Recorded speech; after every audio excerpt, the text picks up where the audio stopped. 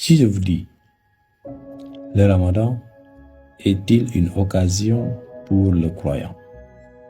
C'est une question qui peut être un sujet.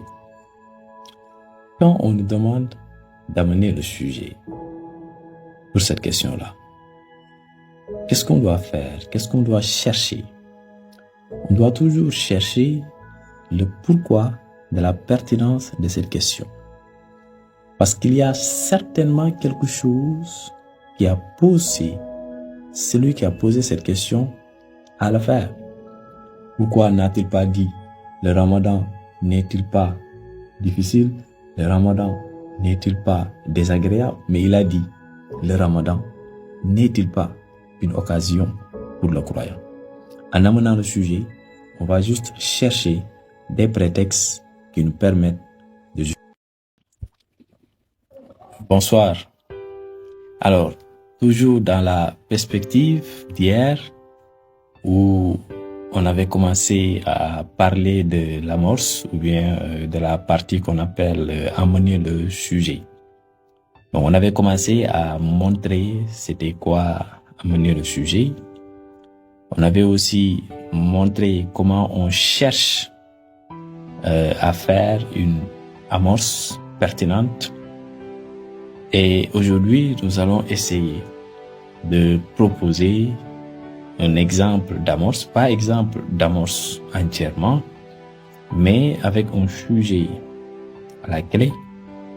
Essayer de montrer comment on va réellement dénicher l'amorce. Prenons ce sujet-là. La philosophie est-elle un remède contre les misères de l'homme? La philosophie est-elle un remède contre les misères de l'homme? C'est une question. C'est un sujet. Maintenant, dans le sujet, qu'est-ce qu'on a supposé? Qu'est-ce que la question suppose? La question suppose que la philosophie pourrait quand même être un remède contre les misères de l'homme. Mais il y a quelque chose qui a poussé cette question-là. Il y a quelque chose qui motive cette question-là. Pourquoi on n'a pas dit la philosophie ne crée-t-elle pas des problèmes à l'homme? Mais on n'a pas dit problème, on a dit remède. Remède, ça veut dire solution. Quelque chose qui apaise l'homme.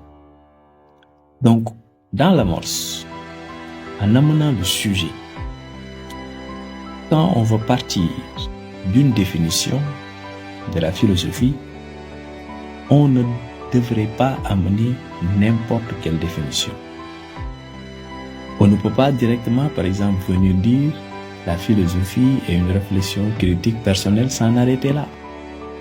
Parce que la philosophie est une réflexion critique et personnelle ne nous montre en rien comment elle peut être un remède contre les misères de l'homme.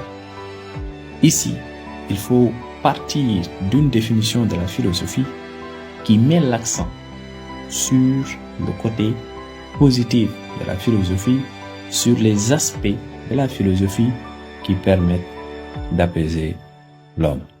Je vous remercie.